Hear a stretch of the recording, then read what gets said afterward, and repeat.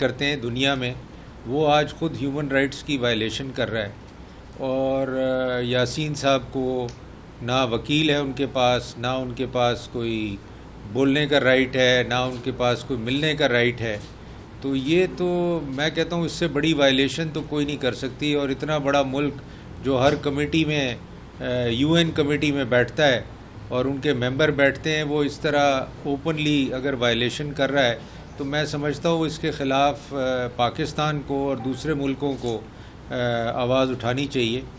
اور دوسرا جہاں تک پارلیمنٹ کا تعلق ہے، سینٹ میں اور نیشنل اسمبلی میں آج ہم ریزولوشن لے کے آئیں گے یاسین ملک صاحب کے لیے، تاکہ انڈیا ان کو ان کے رائٹس دے، ان کو ان کے وکیل کو ان کو ایکسیس دے، اور جبراً ان پہ اگر کوئی سزا دی جائے گی تو یہ کیس اگر کلبھوشن کا کیس جا سکتا ہے انٹرنیشنل کورٹ آف جسٹس میں، تو یہ بھی کیس پاکستان لے کے جا سکتا ہے انٹرنیشنل کورٹ آف جسٹس میں.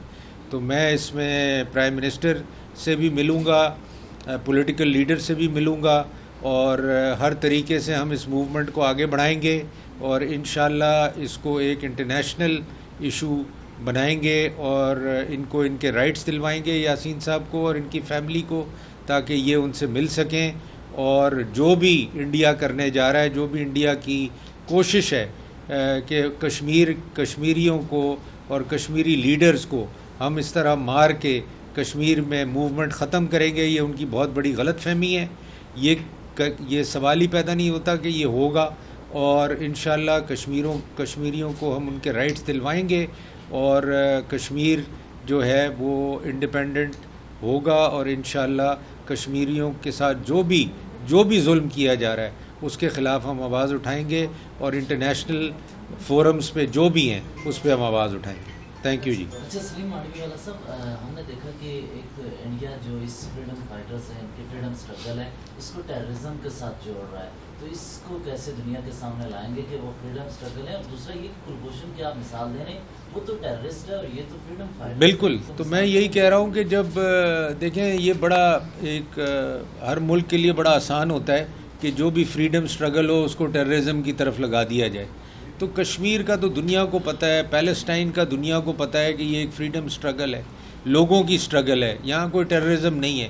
اب ظاہر سی بات ہے آپ ان لوگوں کو ماریں گے، ان کو سپریس کریں گے تو وہ ریئیکٹ تو کریں گے. آپ بندوقیں چلا رہے ہیں، وہ پتھر مار رہے ہیں آگے سے، تو یہ کون سا ٹیررزم ہے؟ ٹیررزم تو انڈیا کر رہا ہے، اور ٹیررزم انڈیا کا ساری دنیا دیکھ رہی ہے کہ کشمیر میں کیا ہو رہا ہے.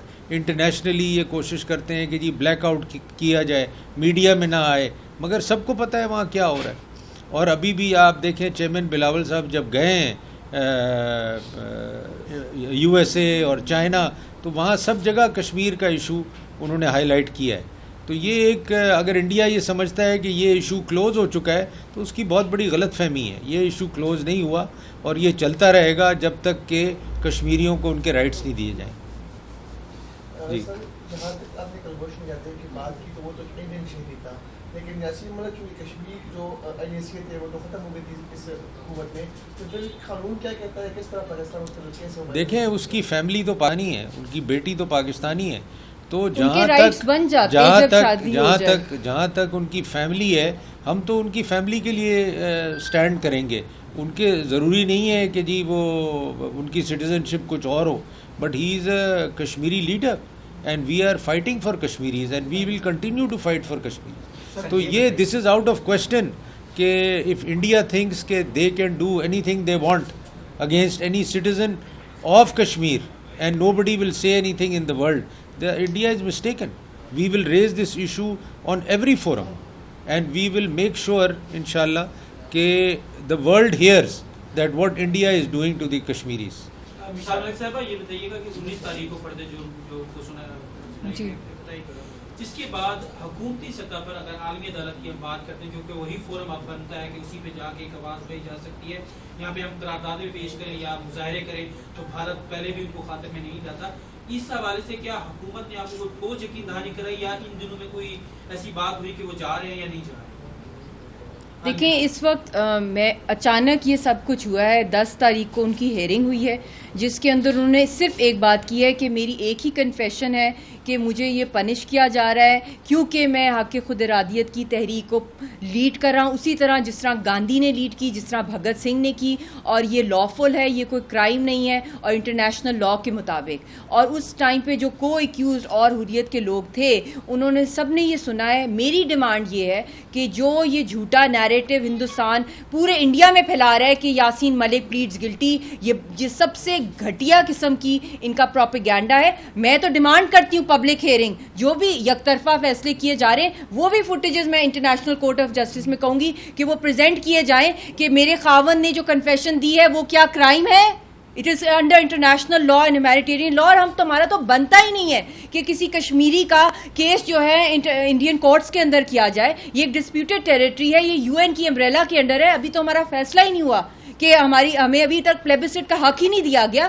ہمیں تو باہر کی عدالتوں international court of justice, international criminal court, U N commission of inquiry اس کے اوپر بلائی جائے. اور میں یو این سے بھی آج کہتی ہوں کہ اپنی انویسٹیگیٹو انڈیپینڈنٹ باڈی وہاں پہ جائے اور جو بھی یک طرفہ فیصلے کیے جا رہے ہیں وہاں وہ ایز آبزرورز بیٹھیں, کیونکہ پیلسٹائن کے اندر آبزرورز بیٹھتے ہیں جب ان کے لیڈرشپ یا ان کی عوام کو جو ہے پنش کیا جاتا ہے, ان کے خلاف جو یک طرفہ یا جو بھی ان کے ساتھ ظلم کیا جاتا ہے انتہا, تو اس میں انٹرنیشنل آبزرورز وہاں پہ جاتے ہیں. مگر یہاں انڈیا ایکسیس تک نہیں دیتا ان کو. تو اس لیے میں ڈیمانڈ کرتی ہوں کہ ویڈیوز جو ہیں, جو ویڈیو پریزنٹ کی جائے جس کیسے بھی مارا پیٹا جا رہا ہے, آپ ان کی شکل دیکھیں پہچانا نہیں ہو جا رہے.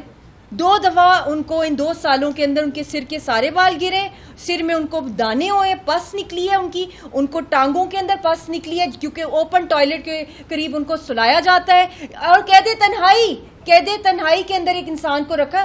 ان کے لیے تو خیر یہ کوئی نئی بات نہیں ہے ٹارچر, ان کو تو پاگل خانوں میں بھی مینٹلی ریٹارڈیڈ لوگوں کے ساتھ وداؤٹ کلوتھ رکھا گیا. کتنا عرصہ آگرہ کے ڈیتھ سیل میں رکھا گیا, جودھ پور میں رکھا گیا. وہ انہوں نے تو خود کہا تہار کے دروازے کھولو, میں آ رہا ہوں, موت سے نہیں ڈرتے. مگر میں ایز اے وائف, اور کیونکہ وہ ہماری موومنٹ کے لیے ایک لیجنڈ ہے, ایک ایسٹ ہے, ان کی جان بچانا, پوری پرامن تحریک کو جو حق خود ارادیت کو ہے اس کو ہم نے بچانا ہے, اور اس کا وہ علم ہے ان کے پاس.